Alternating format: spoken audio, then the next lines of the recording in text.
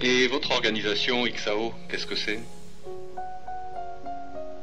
Nous sommes une équipe de thérapeutes multidisciplinaires et aussi en fait une équipe d'informaticiens, de graphistes et puis de commerçants de jeux vidéo. En fait, on peut dire que c'est une organisation que nous avons créée pour pouvoir analyser et comprendre les dépendances à Internet et au monde virtuel.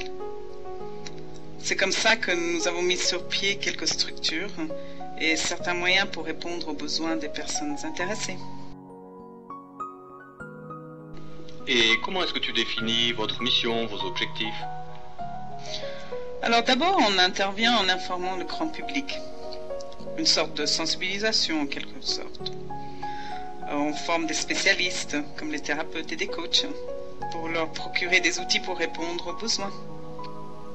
Parce que, je ne sais pas si tu sais, mais ces addictions ne sont pas encore bien connues en fait. Surtout ces addictions sur Internet. Alors si ça t'intéresse, tu peux aussi aller sur le site www.xao.org, qui est d'ailleurs bien étoffé. Oui, mais c'est quoi réellement la cyberdépendance, les addictions Internet? Ça recouvre quoi exactement? En fait, c'est comme une dépendance à l'alcool. Et donc, ça se manifeste en fait par une envie répétée et incontrôlable, qui est plus ou moins consciente et qui peut entraîner des conséquences dans la vie de tous les jours de la personne. Ce qui fait que cet excès peut amener à une perte de liberté d'action. Comme si la personne n'était plus maître d'elle-même. Et tu peux me donner des exemples plus précis? Oui, par exemple, les achats compulsifs, tout ce qui est achat en ligne.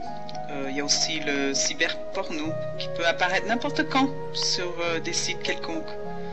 Ou alors il y a aussi certains jeux vidéo en réseau.